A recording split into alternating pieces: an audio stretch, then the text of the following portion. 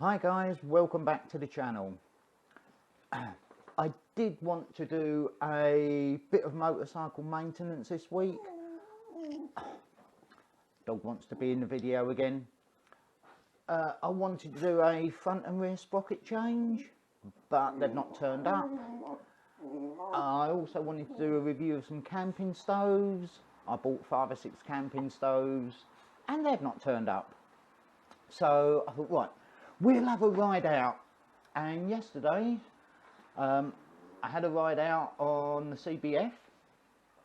Got some really good video. It's been processed now on the computer upstairs. On the way back I thought, oh, it's starting to rain, I'll drop down onto the A20. For those guys who don't know the A20, parts of it is a 3-lane motorway. Whacked on the power, came up to 65 miles an hour, and the bike would not accelerate past 65. So I know what the problem is.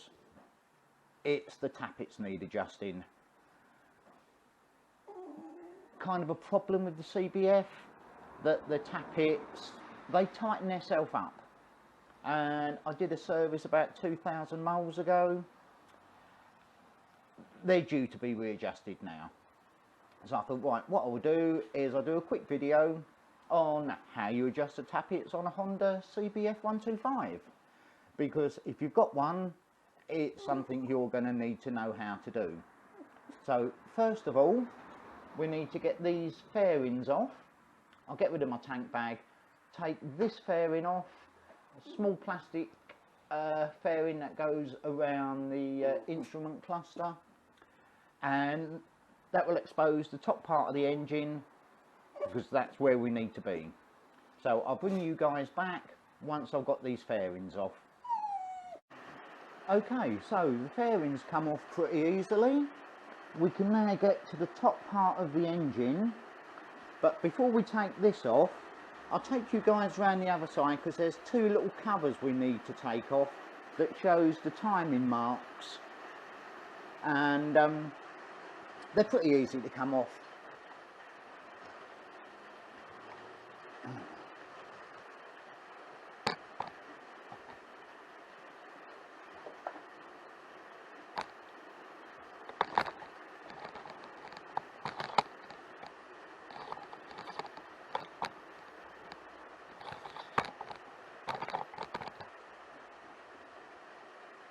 Yep, we're still recording. Right, this and this cover needs to come off. So, pretty easy. I have pre-slackened these.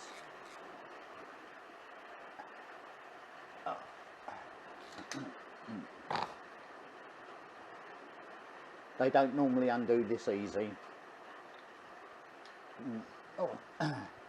Now, in there is a nut that we're going to have to turn, and in there we're going to look for a little T to tell us that the cylinder is at top dead centre. I need a socket.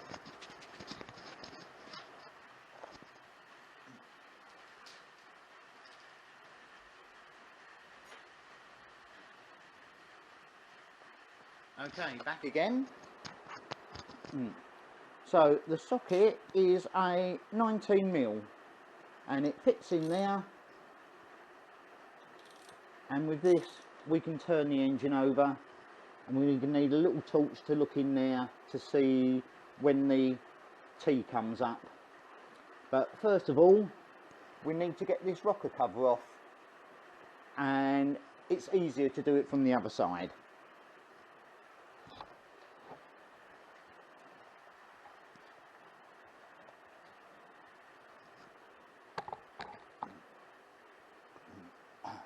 I'll bring you guys back after I've taken the rocker cover off.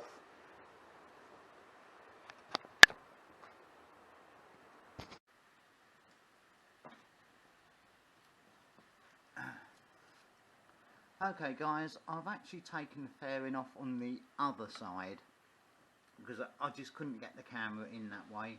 But this is the exhaust tappet, and it was very tight. So I've loosened off, let me get a pointy thing, I've loosened off that bolt, adjusted that inner nut, and now this is a 0.08. It just goes in there with a little bit of, it's just tight, it just fits in there, and I think I'm going to call that it. I was going to try and show you the exhaust, the inlet one, but that's right at the back. You can just see the top of it there, and I just can't get a camera angle in there. But I thought I'd show you the exhaust one, and you basically do the same thing to the inlet, but that one's 0.8mm, and I think the inlet is 0.12. Yes, it is, yeah, 0.8, 0.12, and not sure if you can see this, but there's a line on this cog, and that has to be flush with the top of the engine, so you know it's in the right place.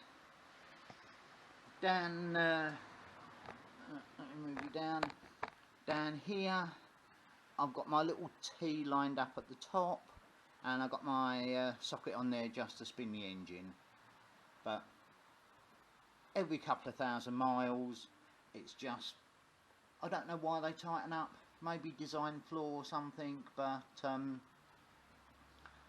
I'll put all this back together again, and then we'll give it a fire up, and we'll see what she sounds like.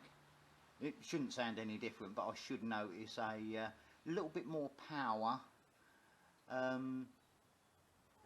over 60, 65, because I know this bike will do 70, 75 easy, and if I lose top end speed, it's that exhaust tappet that's tightened itself up. It just can't get rid of the exhaust gases quick enough, and it restricts the top speed of the bike. Right, I'll put all this back together again, and bring you guys back when we're about to fire up.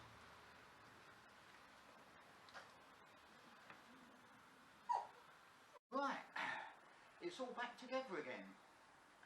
So, the moment of truth. Let's see if she fires up.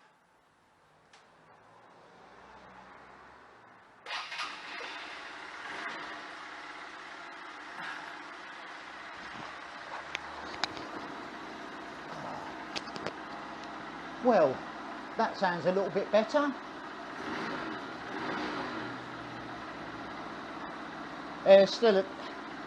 There will always be a tappet sound with this bike, but they say a noisy tappet is a happy tappet.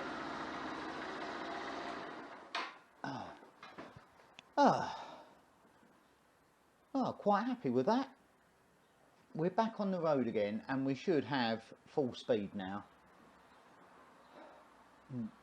It was a bit dicey going on to a 70-mile-an-hour road and only being able to do 65. That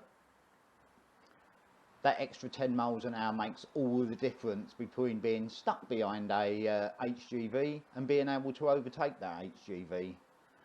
So what I should do now is, when it stops raining, well, I'm using an external mic because my garage has got a tin roof and it sounds like, oh, the audio is not coming out on the camera very well using its inbuilt mic, so forgive me. This mic might be running a bit hot, that means it's over modulating, but it's the best I can do with what I've got. So the bike's all ready to go back on the road. I have got one video that I've just been and checked. It's about a quarter of the way through being processed. A half-hour video takes about 4 hours to process from the camera SD card to the computer, and then it takes about 9 hours to upload to YouTube. we have a very slow internet connection here. So what you guys see for half an hour is actually taken best part of a day to do. But hey, that's the beauties of YouTube.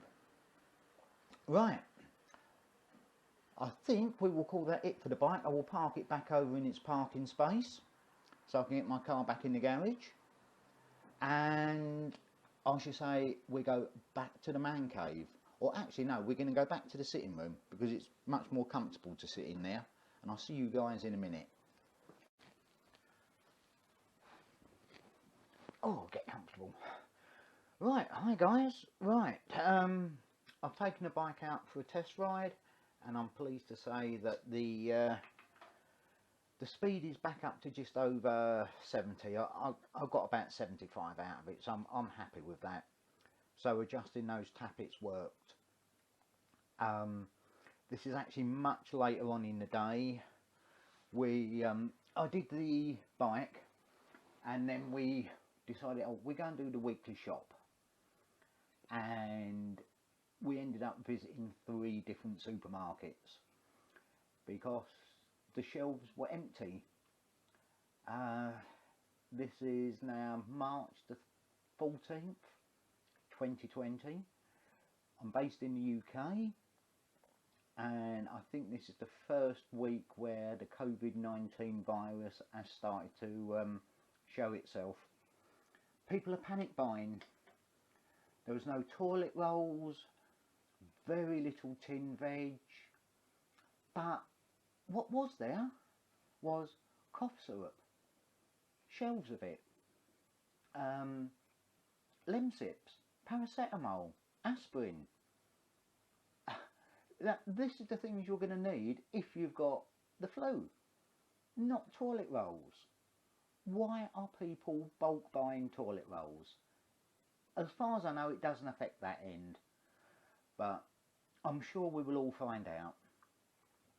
Anyway, let's wrap this video up. So, the tappets on the bike's all done. I've done a test ride. I'm very happy with it.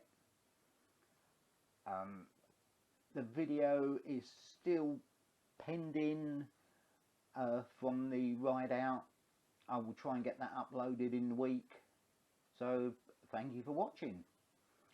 Don't forget, give me a big thumbs up, click like, click the subscribe button and the little bell beside it, and then you'll be notified when I bring a new video out. And until we meet again, not shaking hands, live long and prosper.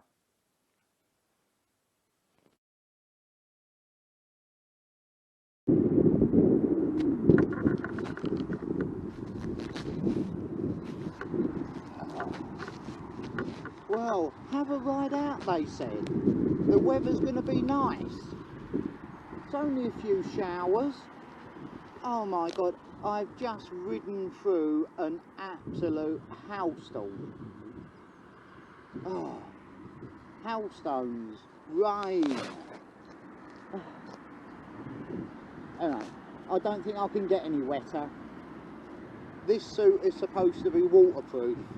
It's showerproof at best. So I've pulled up. I've even got my waterproof layers on, and it's gone straight through that. So I'm at, if you're local, you know this place. It's the top of Rootham Hill. I'll give you guys a look out. It's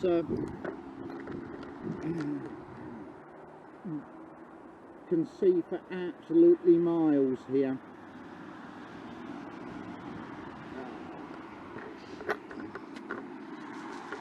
It's days like this when you think, is motovlogging really for me?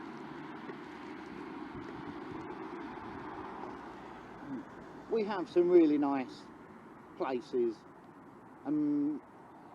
but in this weather, you know what, I think I'll go back to the man cave and do something in there, because round here I'm just wet and cold and I want a cup of coffee. But it's a ride out. So I'll tell you what guys, I'm going to call that it. see you back in the dry. Bye.